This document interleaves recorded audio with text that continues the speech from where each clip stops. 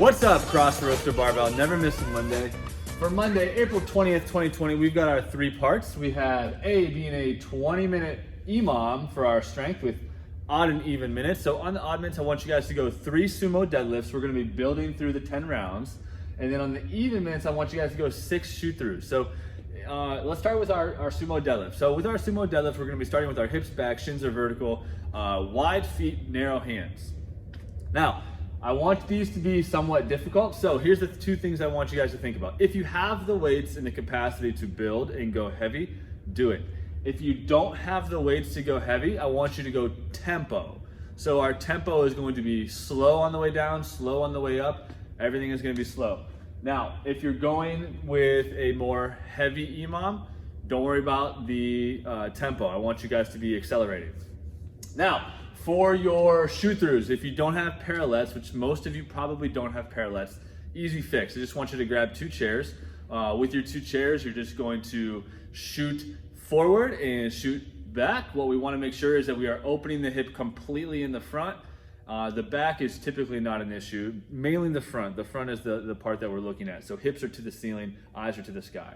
Now, part B, we're gonna go 3 rounds with a superset. We're gonna go with a staggered good morning and a goblet Cossack squat. 2 things we've done in the past. So these are not new. I might have worded them a little bit differently though. So 6 and 6, that means 6 left, 6 right. Staggered good morning. So I want you guys to put the weight of the leg in the back. Put your body weight into your back leg. That's going to give you the best stimulus for these staggered good mornings. Also for your goblet Cossack squats, you're going to be putting most of the weight into the side you're lunging to.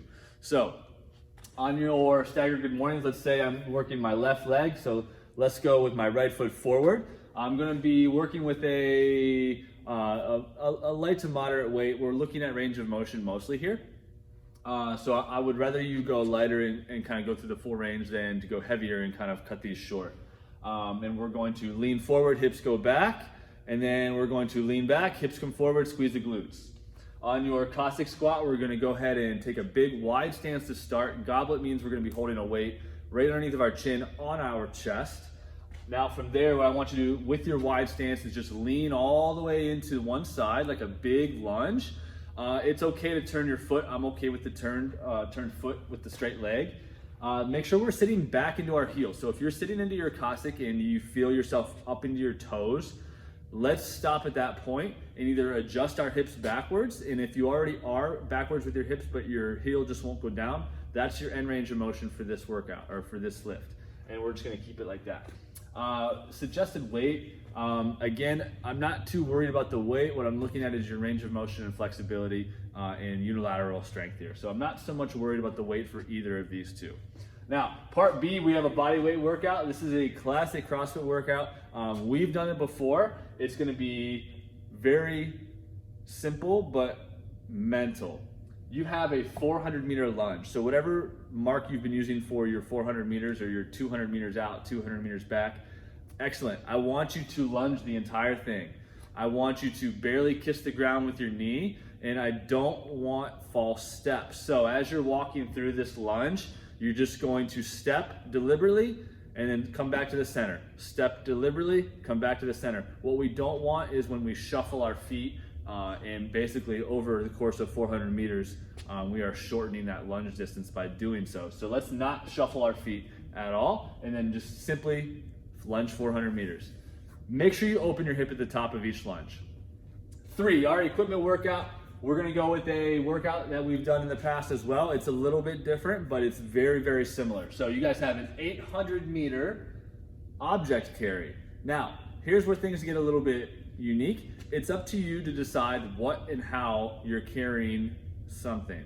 It could be anything. It could be 100 pounds of groceries. It could be your 100-pound son or daughter. It could be 2 50-pound dumbbells for your 100 pounds. Whatever it is perfectly okay. It could be part weight vest. It could be balanced on your head. I don't care. I just want you to pick an object and you're gonna carry it for half a mile. This could be multiple objects. It could be one object. It doesn't matter. As long as you are carrying with you a load, that's fine. You are allowed to set your objects or object down at any point, but obviously you cannot be moving forward at that point. So if you set it down, you need to just stay there until you pick it back up. That is your Monday, April 20th for 2020. Have a great start to your week. Let's set the tone. Let's get after it.